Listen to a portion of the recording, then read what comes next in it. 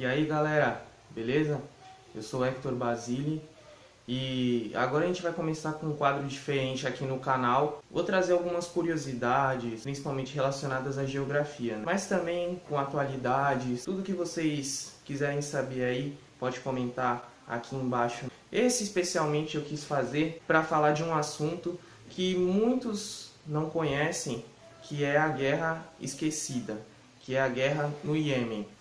E como essa guerra ela surgiu? E qual é o contexto que o futebol, principalmente a seleção do Iêmen, se encaixa? Você vai saber agora. Bom, para quem não sabe, está acontecendo lá nos Emirados Árabes agora entre 5 de janeiro até 1º de fevereiro a Copa da Ásia. E essa edição ela reúne 24 seleções da Ásia, mas também tem a Austrália, que é uma seleção da Oceania. O Iêmen é um estreante nesse campeonato. Ele já foi eliminado, é uma seleção semiprofissional e entrou no grupo D, junto com o Iraque, Irã e Vietnã. No primeiro jogo contra o Irã, eles sofreram uma goleada de 5-0. Na segunda rodada perderam para o Iraque por 3-0 e na última rodada perderam para o Vietnã por 2-0. Como vocês devem imaginar, é uma seleção que não tem uma qualidade. E isso se deve principalmente por conta de que os jogadores, eles não são profissionais, eles não atuam em nenhum clube, mesmo porque lá no Iêmen, por conta da guerra, que eu vou falar um pouquinho mais pra frente, o campeonato do país está parado desde 2014. Desde que a guerra se iniciou, os principais estádios do país foram destruídos. E isso faz com que a seleção do Iêmen tenha que jogar, tenha que mandar seus jogos, tanto nas eliminatórias para a Copa do Mundo e para a Copa Asiática, em outros países.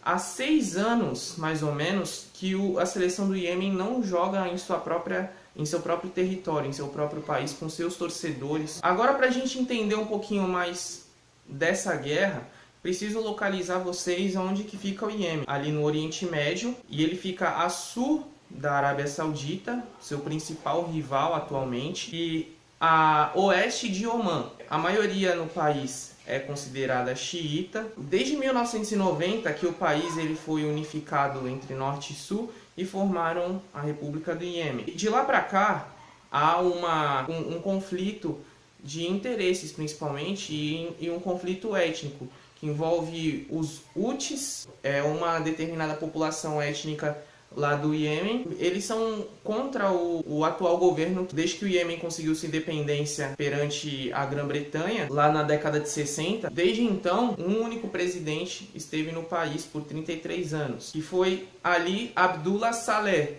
Principalmente por conta da Primavera Árabe, que muitos de vocês já devem ter ouvido falar, a população iemenita também já não estava mais satisfeita com esse governo.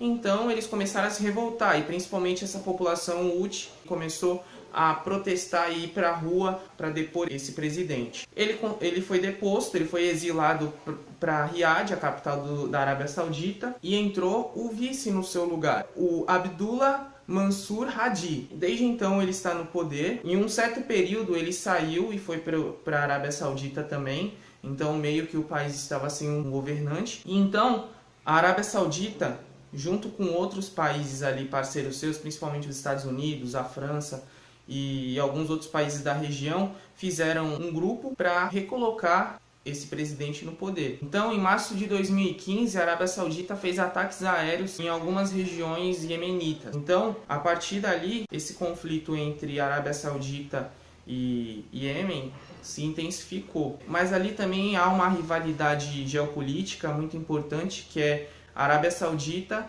e Irã. O Irã ele apoiou, segundo a Arábia Saudita, os rebeldes iemenitas. A Arábia Saudita e os Estados Unidos acusam o Irã de fornecer armas e treinamento para essa guerrilha que é contra o presidente que atualmente está no poder no Iêmen. O Iêmen, que é um país de 27 milhões de habitantes e um IDH por volta de 0,452 e ocupa a 178ª posição no ranking, que tem cerca de 188 países. Além desses problemas sociais que a gente vê com o dado do IDH, também com esses problemas trazidos pela guerra, que se intensificou a partir de 2015.